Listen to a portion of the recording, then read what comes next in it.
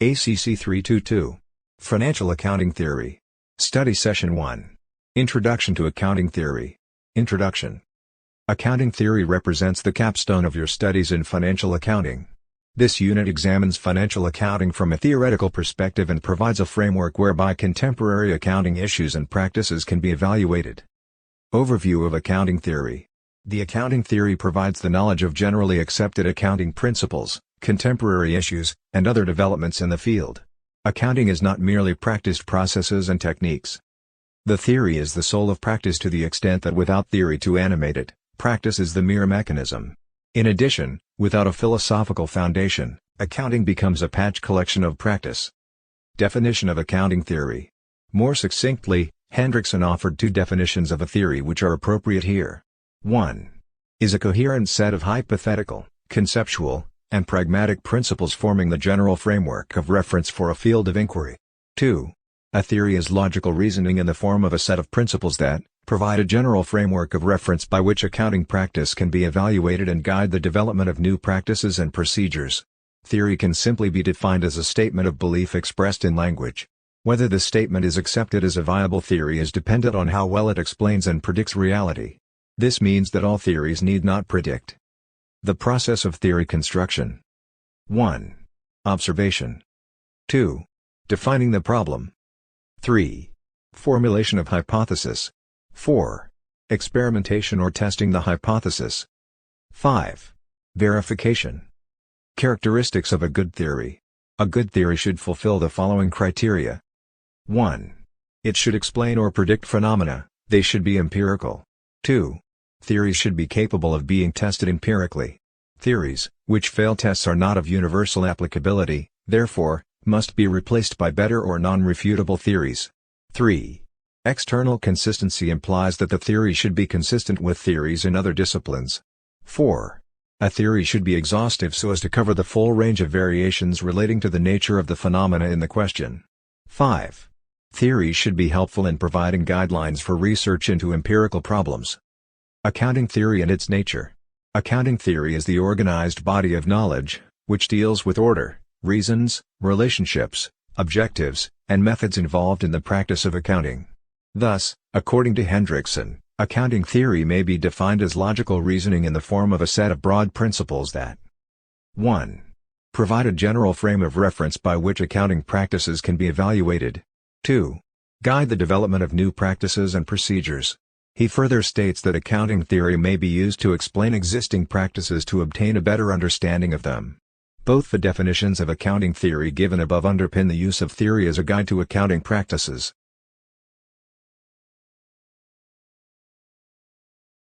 Methodologies in accounting theory. The divergence of opinions, approaches, and values between accounting practice and accounting research have led to the use of two methodologies, one descriptive and the other normative. 1. Descriptive theories. A descriptive theory describes a particular phenomenon as it is, without any value judgment. The prominent examples of descriptive accounting theories are the works of Paul Grady. 2. Normative theories. The essential feature of normative theory is the existence of value judgment. Normative theories tend to justify what ought to be, rather than what it is. The outstanding examples of normative accounting theories are the works of J.B. Canning. The roots of accounting theory. The development in accounting theory has been influenced by technological changes and advances in knowledge and many other related disciplines. The major disciplines, which have influenced such development, are. These three disciplines are perceived to be the roots of accounting theory. 1. Decision theory. 2. Measurement theory. 3. Information theory. Relationship between accounting theory and accounting practice. Accounting theory and accounting practice are not mutually exclusive things, they pertain to the same real-world phenomenon of economic transactions. The theory is important to the development of accounting because to be meaningful, practice must be based on logic. On the other hand, accounting is a utilitarian device for solving everyday economic problems of business. Therefore, a theory would be judged good in the long run if it improves the usefulness of accounting. Advantages and limitations of accounting theory. Advantages of accounting theory. Below is given some of the clearly identified advantages of theory. 1. Identification of problem area. 2. Conceptual frame. 3. Summarization. 4. Uniformity of practice. 5. Predictive ability. 6. Development of new practice. Limitations of accounting theory. 1. Accounting theory does not explain all its practices. Due to the utilitarian nature of accounting, many of the conventions and principles of accounting have been constructed on the basis of expediency rather than as rules of logic. 2. Littleton and Zimmerman argued that accounting is not as strongly oriented toward logical argument as towards utilitarian service. 3. The concepts and postulates of accounting theory are not rigorously defined. Some of the fundamental assumptions of accounting theory are not realistic. 4. Unlike the theories of pure science, accounting theory suffers from internal consistency. 5. The practical nature of accounting does not lend itself to having a general theory of accounting such that a high level of generality makes it possible to be applied to all countries, to all industries, and all firms. Summary of Study Session 1. In this study session, please note the following. 1. A general overview of accounting theory. 2.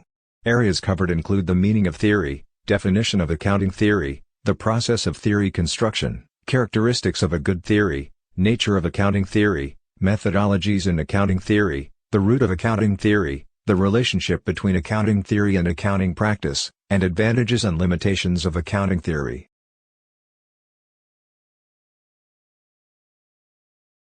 Study Session 2. Approaches to the formulation of accounting theory. Introduction.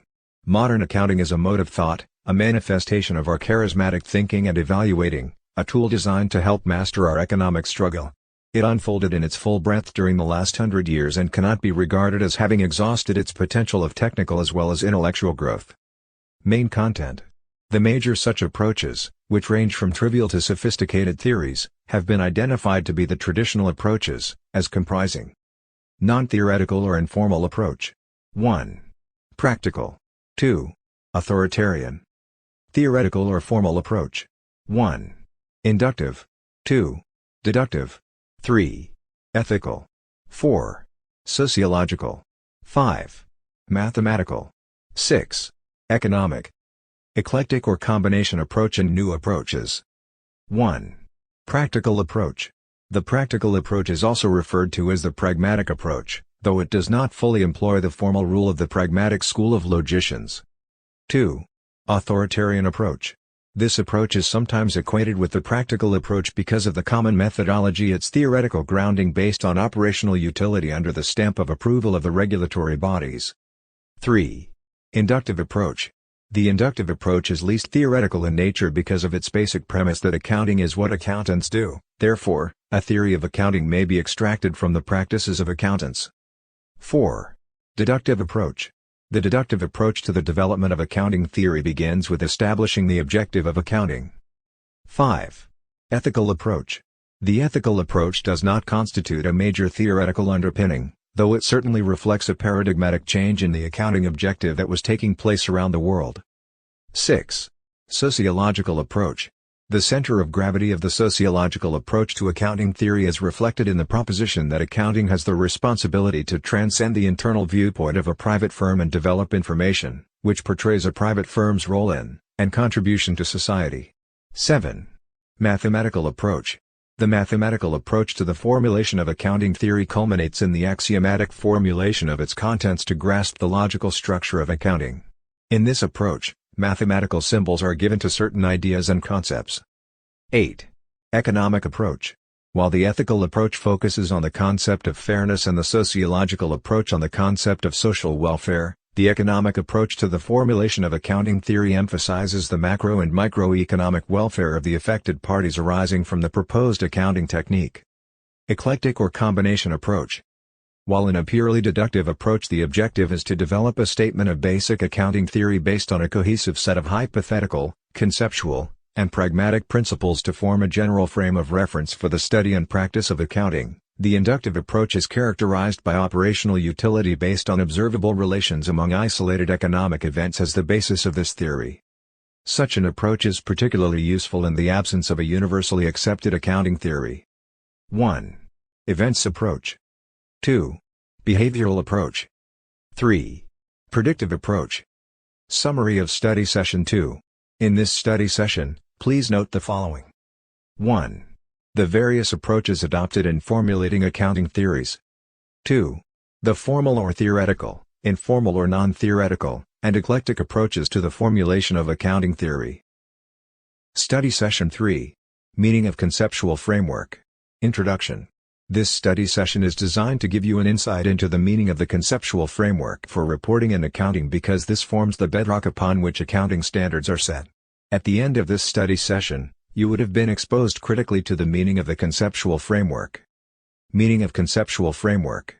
Financial Accounting Standards Board defines conceptual framework as a constitution, a coherent system of the interrelated objectives and fundamentals that can lead to consistent standards and that prescribes the nature, function, and limits of financial accounting and financial statements. Hence, concepts are the groundwork, the basis, and the foundation upon which the superstructure of standards can be created. Purpose of conceptual framework. Thus, the main purpose of a framework is to assist in the development of accounting standards, both present and future. It helps in promoting the harmonization of regulations, accounting standards, and procedures relating to the presentation of financial statements. With a framework in place, there exists a basis for reducing the number of alternative accounting treatments. It also assists the preparers of financial statements and even the auditor in forming an opinion as to whether the financial statement conforms to accounting standards. Users of financial statements are also able to interpret the information contained in financial statements prepared in conformity with accounting standards. This means that concepts and standards have to work hand in hand. For an auditor to examine a financial statement, he needs to work according to the framework of the statement based on the available standard applicable to the financial statement in question. It is important to note that the conceptual framework for reporting and accounting is seen as the bedrock upon which accounting standards are formulated. It is expected that they will serve the public interest by providing structure and direction to financial accounting and reporting the world over. Summary of Study Session 3. In this study session, please note the following. 1. That conceptual framework in accounting serves as a guide, the bedrock upon which accounting standards are based. 2.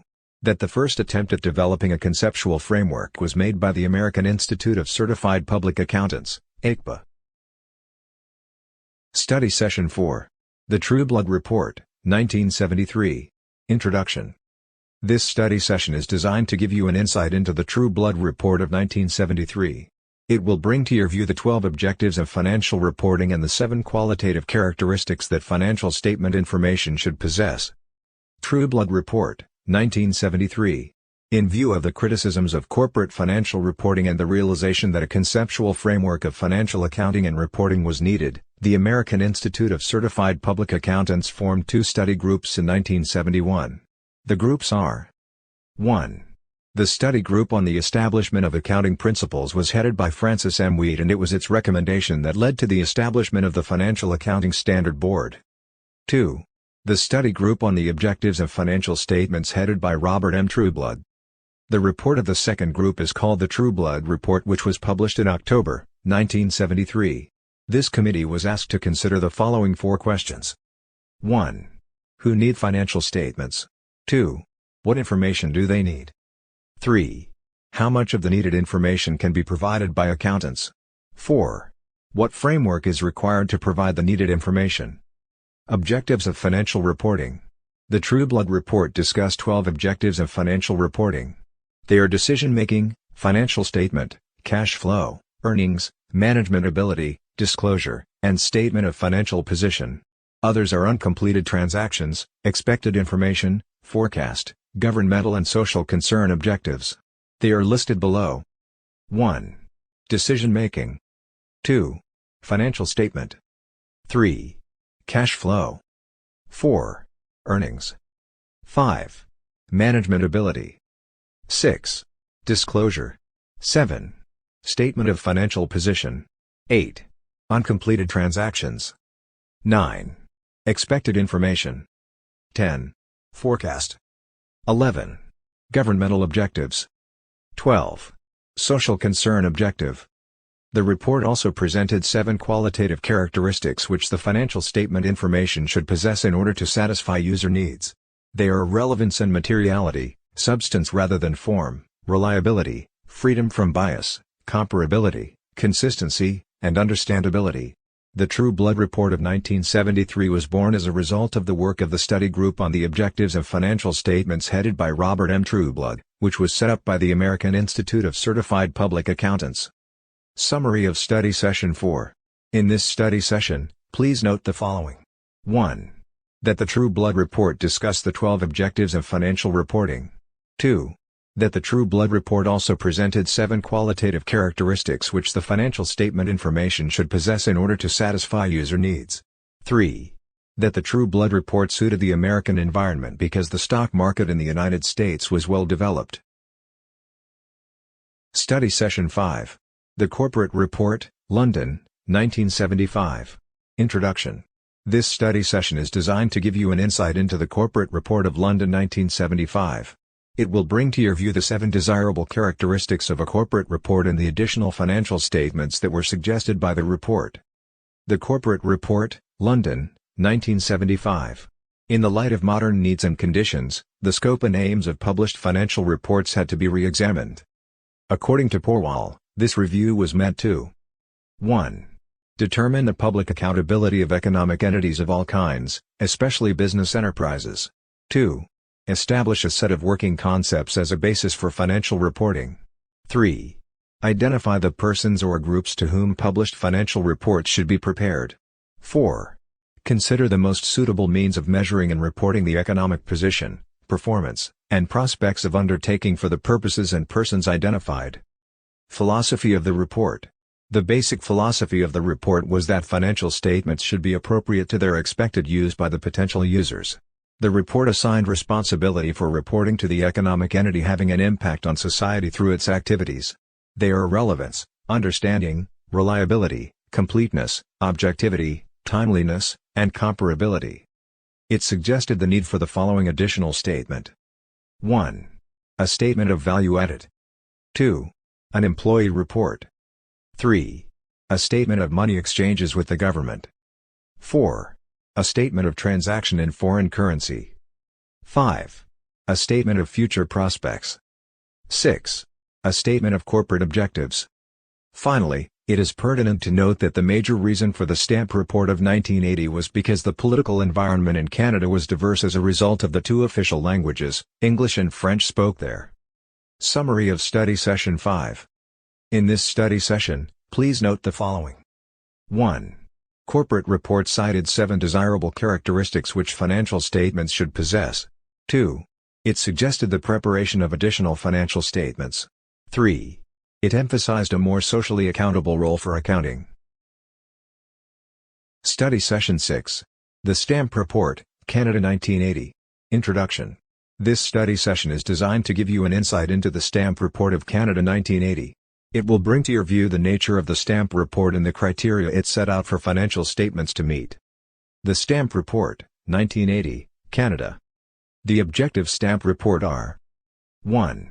To provide an accounting by management to equity and debt investors, not only a management's exercise of its stewardship function but also of its successes in achieving the goal of producing a satisfactory economic performance by the enterprise and monitoring it in a strong and healthy financial position. 2. To provide such information in such a form as to minimize uncertainty about the validity of the information and to enable the user to make his own assessment of the risks associated with the enterprise. 3. It is therefore necessary that the standard governing financial reporting should have ample scope for innovation and evolution as improvements become feasible. 4. The objectives of financial reporting should be taken to be directed towards the needs of users who are capable of comprehending a complete and necessarily sophisticated set of financial statements, or alternatively, to the needs of experts who will be called on by the unsophisticated users to advise them. The report expressed the view that the Financial Accounting Standards Board's conceptual framework is not suitable for Canada because of the environmental, historical, political, and legal differences between the 2 countries. As a result, its accountability concept is seen to be broader as well as its range of users. The Financial Accounting Standards Board's conceptual approach was deemed too normative and narrow in scope. It was concerned primarily with the investors, whereas the Canadian framework is evolutionary and concerned with the reasonable needs of the legitimate users of financial reports. According to the Stamp Report, the standard governing financial report should be more flexible. A flexible information system and reporting standard will not inhibit innovation, experimentation, and evolution in adapting to the changing demands of users but rather promote it. Information on flexibility reduces uncertainty and also risks associated with enterprises. Thus, The introduction of flexibility accounting should result in a less rigid approach being adopted in the development of accounting standards. Summary of Study Session 6. In this study session, please note the following. 1. Stamp report emphasized flexibility in the accounting system. Study Session 7. Nature of Accounting Theories. Introduction. This study session has been meticulously designed to give you an insight into the nature of theories in accounting. Nature of accounting theories. Definition and classification. Accounting theory is the bedrock for determining the soundness or otherwise of accounting practice. Theory can be simply described as a statement of belief expressed in language. Hendrickson classified accounting theory into 3. 1. Theories that attempt to explain current accounting practices and predict how accountants would react to certain situations or how they would report specific events. 2. Theories that concentrate on the relationship between a phenomenon and the term or symbol representing it. 3. Theories that emphasize the behavioral or decision-oriented effects of accounting reports and statements. AIMs of accounting theory. Accounting theory according to Hendrickson is logical reasoning in the form of a set of broad principles that 1. Provide a general frame of reference by which accounting practices can be evaluated. 2. Guide the development of new practices and procedures. In conclusion, the nature of theories in accounting is such that they provide a building block for the evaluation of the accounting practice, and so the need for theories guiding the work of accountants is very necessary. Summary of Study Session 7. In this study session, please note the following. 1. Theories in accounting provide a general frame of reference by which accounting practices can be evaluated. 2. Accounting theories guide the development of new practices and procedures. Study Session 8. The Formulation of Accounting Theories. Introduction. This study session has been designed for you to have an understanding of the various approaches to the formulation of accounting theories. The role played by theory in accounting is different from that played in natural sciences, where theories are developed from empirical observation. Traditional approaches to the formulation of accounting theories. The traditional approaches to accounting theory formulation are divided into the theoretical approach and the non-theoretical approach. According to Porwal, most of these approaches are theoretical. The non-theoretical or practical approaches are pragmatic and authoritarian approaches. The theoretical approaches to the formulation of accounting theory are explained below. Theoretical approach. 1. The deductive approach. 2. The inductive approach. 3. Ethical approach. 4. The sociological. 5. The economic approach. 6. The eclectic approach. The non-theoretical approaches. 1. Pragmatic approach. It consists of the formulation of a theory, which is in conformity with real-world practice. 2. The authoritarian approach. This approach is mostly used by professional organizations and governments. New approach. The aim of developing the new approaches has been to verify as well as to construct accounting theory. They are as discussed as follows. 1. The events approach. This approach holds that the purpose of accounting is to provide information about relevant economic events that might be useful in different decision models. 2. The decision model approach. The primary objectives of accounting are to provide useful information for decision-making, which implies a decision theory to accounting. 3. The behavioral approach. The behavioral approach to the formulation of an accounting theory is concerned with human behavior as it relates to accounting information and problems. 4. The predictive approach. The concept statement number 1 of the Financial Accounting Standards Board states that the objective of financial reporting should be to provide information that is useful to present and potential investors, creditors, and other users in making rational decisions. 5. Information economics approach. This approach to the formulation of an accounting theory emphasized controlling the behavior of macroeconomics indicators that result from the adoption of various accounting techniques. Summary of Study Session 8. In this study session, please note the following. 1. That theories in accounting play a different role than what theories in pure sciences do. 2. That there are basically 2 approaches to the formulation of accounting theory. Study Session 9. Testing of Accounting Theories. Introduction. According to Hodgson, Holmes, and Cam, the important function in scientific methodology is the testing of a theory to ascertain if it is worthy of acceptance. This study session, therefore, is designed to make you understand the various ways by which accounting theories are tested. Dogmatic basis. In accounting, Dogmatism is the basis through which accountants come to accept the validity of rules and procedures. The weakness of the dogmatic basis is that it relies heavily on introspective evidence and personal bias in determining the veracity of the facility of a statement. The objective evidence supporting the statement is ignored in preference for the individual's personal opinion about the authority behind the statement. Self-evident basis. The justification of self-evidence as a way to determine truth is the reasonableness, sensibility or obviousness of a statement is based on general knowledge, experience, and observation. It does not matter where the idea comes from when constructing the theory. The weakness of this basis is the untrustworthiness in the sciences. Scientific basis. There are three different scientific methods used to test theory are they discussed below. 1. Syntactic. The syntactic or logical relationship has to do with the rules of the language employed. A theory is formulated in a way to make it testable. It can be ascertained to be true or false by logic or reasoning alone. 2. Semantic. These are relationships, which are sometimes referred to as rules of correspondence or operational definitions.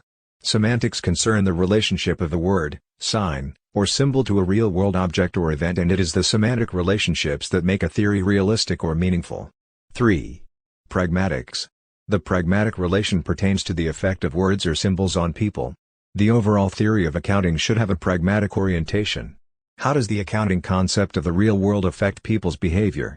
One objective of accounting is that it should provide useful information for decision-making to certain interested parties. Summary of Study Session 9. In this study session, please note the following. 1. There are broadly three bases for testing theories in accounting. 2. The testing of theories in accounting is very important because it forms the bedrock for either the acceptance or rejection of such theories. Study Session 10.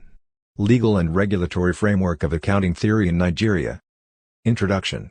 The study of accounting theory involves a review of both the historical foundations of accounting practices, as well as the way in which accounting practices are verified and added to the regulatory framework that governs financial statements and financial reporting. Accounting as a discipline has existed since the 15th century. Legalistic authorities. These are laws that are legally and universally recognized by nations in accounting practices. Some of these laws are: 1. The company laws such as Company and Allied Matters Act, 2. Special interest groups such as Bank of Other Financial Institution Act BOFIA, SEC, NSE. 3. Tax law that regulates the activities of FIRs on tax matters. Taxation law. In Nigeria, all persons in employment, individuals in business, non-residents who derive income from Nigeria as well as companies that operate in Nigeria are liable to pay tax. Some taxes are payable to the federal government and administered by Federal Inland Revenue Service, some are payable to the state governments and some to local governments. The following are some of the relevant tax regulations in the country. 1. Value-added tax, VAT. 2. Capital gains tax. 3. Education tax. 4. Personal income tax. 5. Companies income tax. 6. Withholding tax. Summary of Study Session 10. In this study session, please note the following. 1. Company laws such as as an authority. 2. Special interest group as an authority. 3. Tax laws as an authority. Study Session 11. Non-legal and regulatory framework of accounting theory in Nigeria. Introduction. In the last study session, we talked about the legalistic authorities behind accounting theory. This study session, therefore, is a continuation of the previous one, and here we will be talking about the non-legalistic authorities behind accounting theory in the Nigerian context. Non-legalistic. These are rules, procedures, pronouncements, and conventions adopted by each country of the world. These pronouncements are made by the board of each of these bodies. Generally accepted accounting practices. Generally accepted accounting principles are a dynamic set of both broad and specific guidelines that companies should follow when measuring and reporting information in their financial statements and related notes. Generally accepted accounting practices play a prominent role in the preparation and presentation of financial statements. Generally accepted accounting practices can be in the form of depreciation rule and the stock valuation rule. Accounting standards.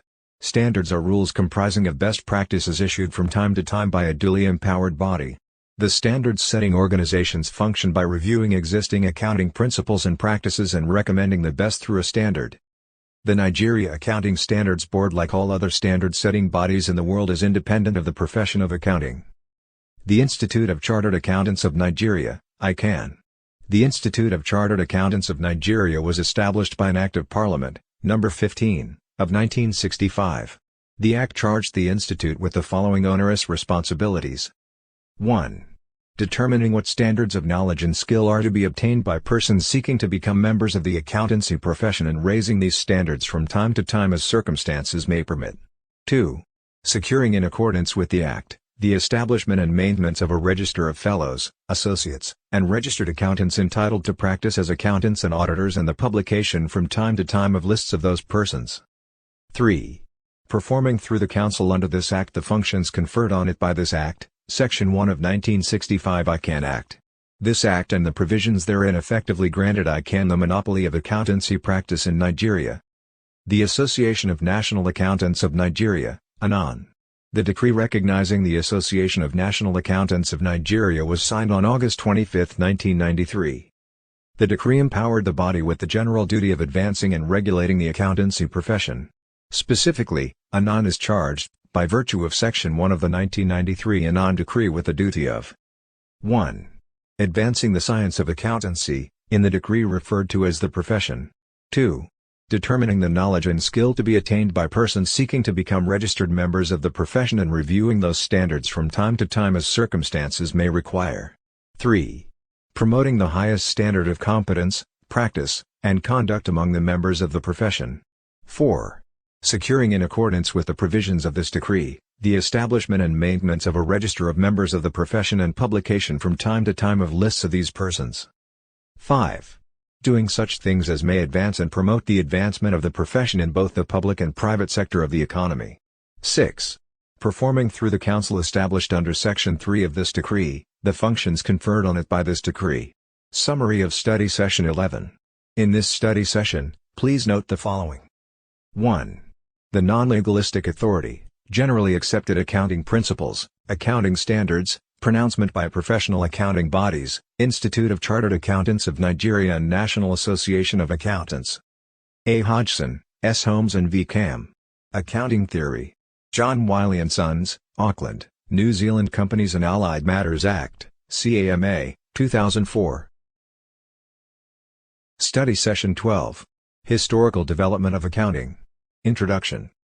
Accounting as a subject has a very long historical background, with a history that is as old as that of mankind, with a view of the fact that the cultures of records keeping and accounting were developed right from the creation of Adam and Eve. Historical development of accounting. Definitional issues. Accounting as a course has been defined by so many people as well as professional accounting bodies.